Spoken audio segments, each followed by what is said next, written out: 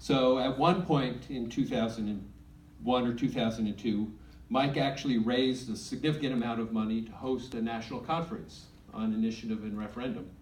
Brought in some major scholars and invited me to be an assistant and to run around the rooms with the microphone and do things like that.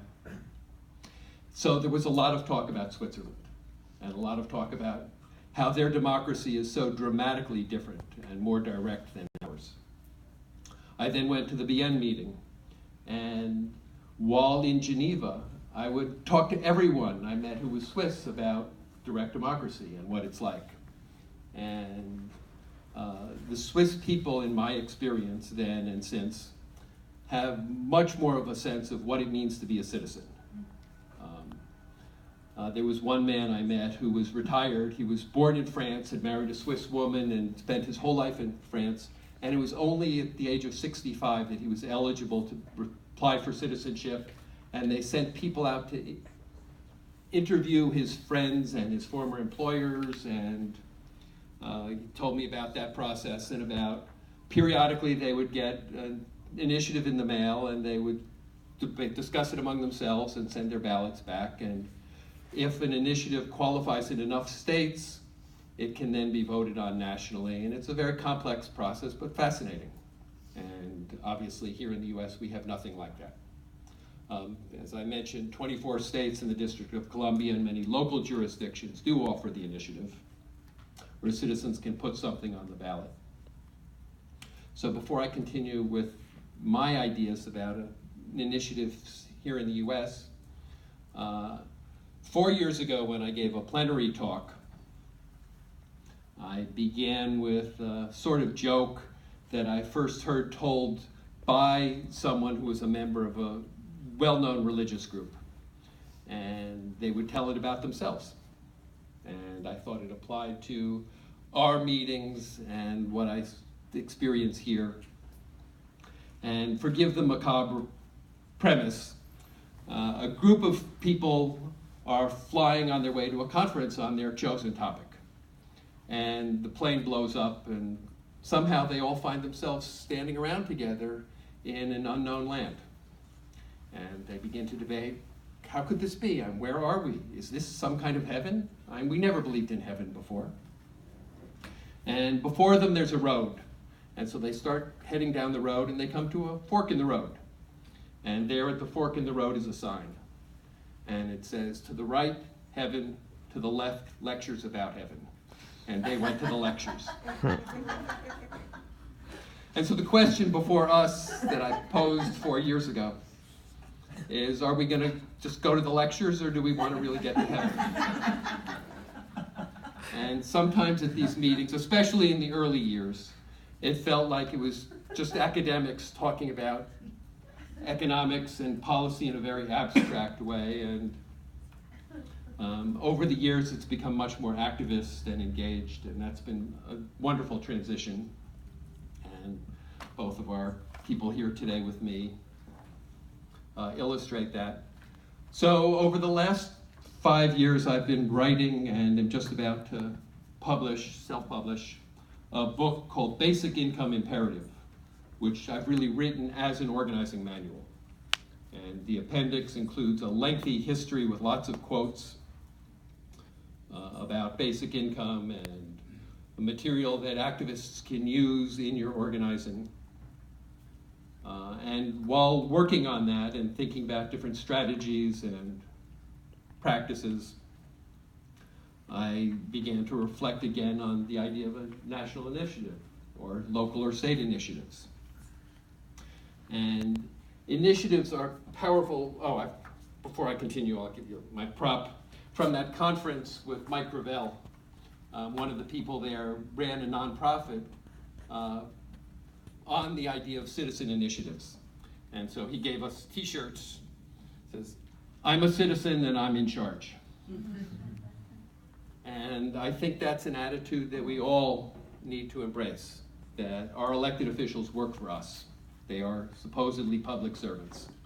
And America in recent years has drifted far from that ideal where elected officials, particularly the current president, speak and act as if they are somehow the chosen CEOs of America, Inc., and the legislature and the citizens should just follow their orders. And I think we have what I call an inverted democracy. So, thinking about strategies, ballot initiatives are powerful tools. If citizens begin to organize to get an initiative onto the ballot, they promote this idea in a way that is just tremendously powerful. Also powerful and parallel to ballot initiatives is getting people to run for office. And I think we want to be pursuing both of those strategies. And I suspect, I won't ask for a show of hands, but I suspect that many of you first heard about basic income in October of 2013, when the Swiss referendum first qualified for the ballot. And our friends in Switzerland did a brilliant job. Che had the slide of the big poster in the square and the coins that they dumped. And for the many years that I had been talking about basic income, I generally found that people had never heard of it. And it was a new idea, and it was a challenge to get people to be open to this possibility. So I would go into a little bit of history and life, liberty, and the pursuit of happiness, and Milton Friedman and Martin Luther King, and crafting the history always to appeal to the specific political interests and questions of whoever I was talking with. After October 2013, because the Swiss initiative was featured in the New York Times and Washington Post and National Public Radio and the Wall Street Journal, and got just wonderful coverage. After 2013, almost everyone I would meet, again, I live in Washington, D.C., and hang out with a lot of people who are somewhat politically savvy. Almost everyone I would meet had at least heard the term, even if they didn't understand it, and people were much more receptive. Mm-hmm. So ballot initiatives are powerful tools. So in thinking about our next steps and moving forward,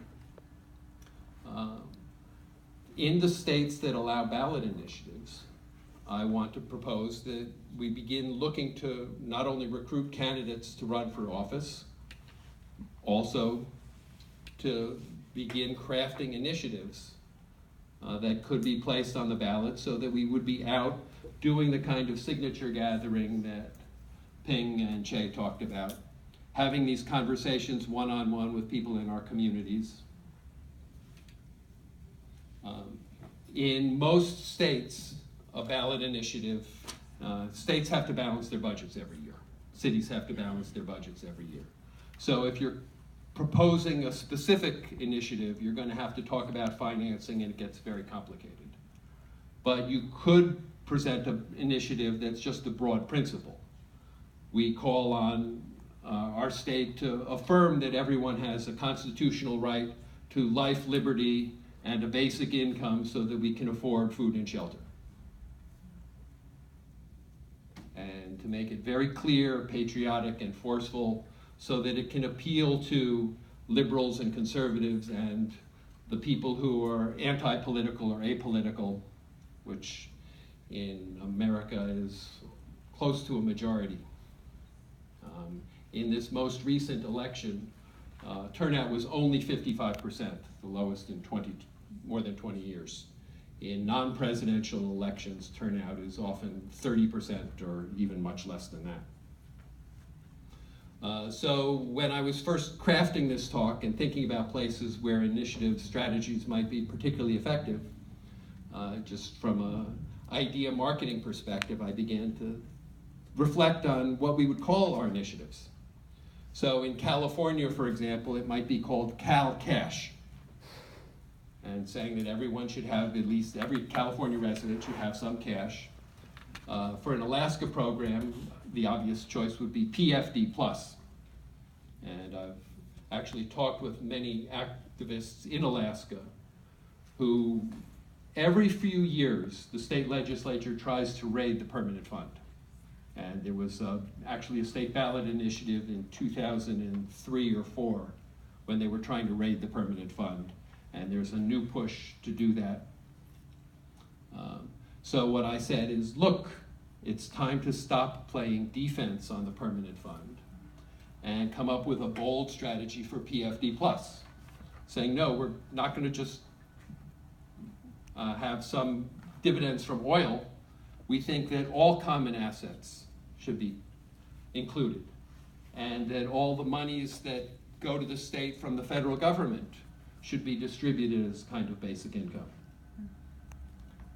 So that's one of the things I'm working on and invite you to talk about. During the lunch hour, there's going to be a meeting downstairs of people who are interested in local organizing. Tibby has her shirt for Basic Income Action, which was created as a vehicle to facilitate local organizing. And I discuss a lot of these things in the book, which is called Basic Income Imperative for Peace, Justice, Liberty, and Personal Dignity.